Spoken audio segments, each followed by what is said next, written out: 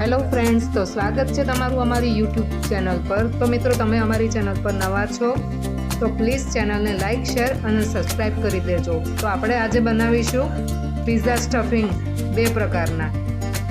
પિઝાનું stuffing બનાવવા માટે મેં બોઇલ કરેલા બટેકા લીધા છે, જેને આપણે સ્મેશ કરી લઈશું। તો મિત્રો, પ્લીઝ વિડીયોને લાસ્ટ સુધી જરૂરથી જોજો।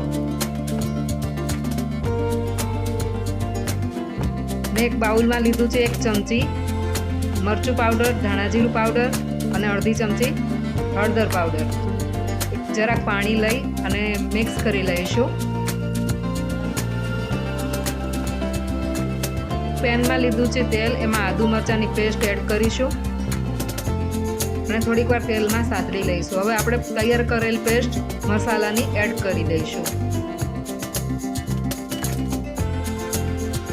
એમાં મેં નાખ્યું છે ટમેટો કેચઅપ 2 ચમચી જેટલો અને આપણે બટેકા સ્મેશ કરેલા છે એ એમાં એડ કરી દઈશું।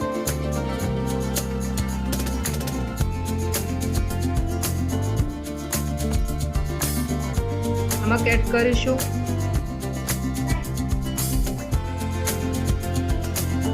તે વસ્તુને સારી રીતે મિક્સ કરી લઈશું।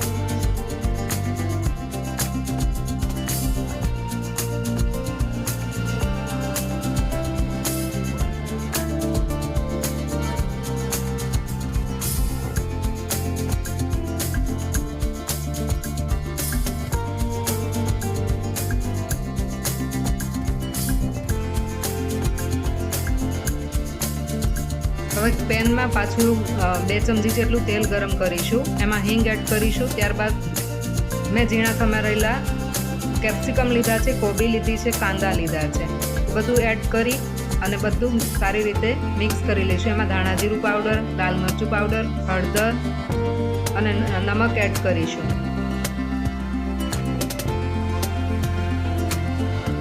મિક્સ હર્બ્સ એડ કરીશું।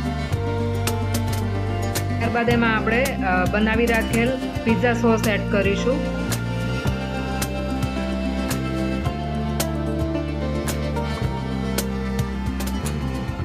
ઓરેગાનો એડ કરીશું।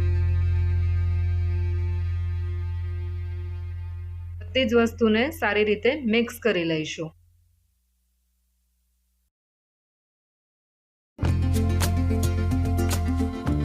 હવે મેં લીધું છે એક પેન, જેને થોડું ગરમ કરી લીધું છે। એની અંદર આપણે તેલ એડ કરીશું।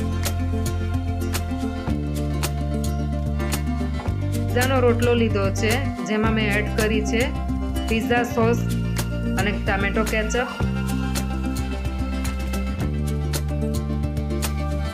ત્યારબાદ બનાવી રાખેલું બટેકાનું સ્ટફિંગ। તો મિત્રો, પિઝાની સોસની રેસીપી તમારે જોઈતી હોય તો ડિસ્ક્રિપ્શન બોક્સમાં લિંક આપેલ છે।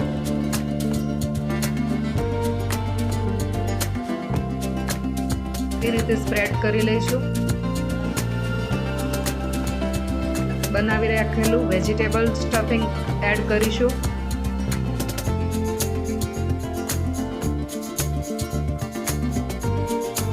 તમને આ રેસીપી કેવી લાગી મિત્રો, તો જરૂરથી કમેન્ટમાં કહેશો। લાસ્ટમાં આપણે ચીઝ એડ કરીશું